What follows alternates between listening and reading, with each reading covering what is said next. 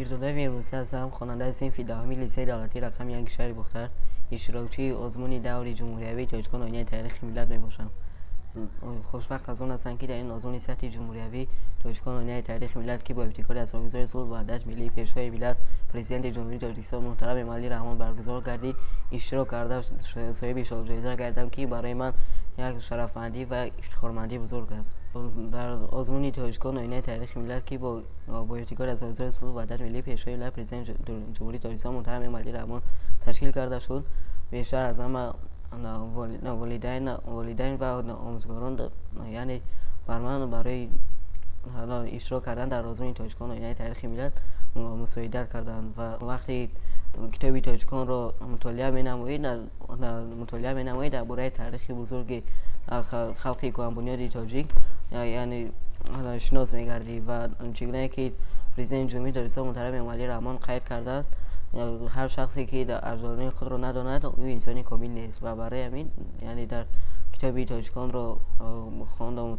خواندیم و در آزمون تاجیکان آینه تاریخ ملت اشتراک کردیم. غالب یعنی آزمون تاجیکان آینه تاریخ ملت کردم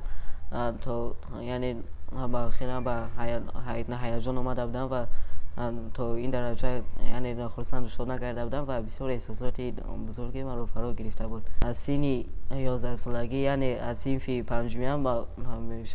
من به فن تاریخ رغبت نمودم و شوق هوس زیادی آموختن تاریخ خلق تاجیک را داشتم و از صنف پنجمی تا این جانب یعنی در طول 5 سال در المپیادهای فن تاریخ در دوره‌های شهری، ولایتی و جمهوری اشتراک کردم. فن تاریخ بسیار هم فن شوق‌آور میباشد. وقتی فن تاریخ را می‌آموزی درباره تمدن‌های گذشته خلق تاجیک و دیگر خلق‌های جهانی، درباره تاریخ گذشته‌شان، درباره دولت‌داری پیشنهاد و سیاست پیشنهاد یعنی دولت‌های قدیمی جهانی آگاهی می‌یابی و برای همین من زمین با فن تاریخ شوق رغبت کردم این فن را آموختم. بیشتر آموزگار فن تاریخ شبالخی و زینتگل برای آموختن فن تاریخ مساعدت نمود و با یاری یعنی با یاری همین آموزگارم شبالخی و زینتگل فن تاریخ را آموختم. با غالبان آزمون تاجیکان آینه تاریخ ملت بسیار شرایط‌ها و بسیار امتیازهای کلام مساعد یعنی فراهم آورده شده است و غالبان آزمون تاجیکان آینه تاریخ ملت میتوانند که با کدام دانشگاه یعنی دلخواه دانشگاهی که میخوان داخل شوند میتوانند به امتحان و به شرط آمد یعنی در دانشگاه تحصیل کنند و برای همین میخوان که در دانشگاه ملی تحصیل کرده در فاکولته تاریخ را ختم نمایند و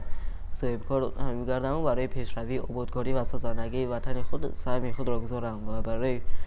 خلق وطن خود خدمت کنم.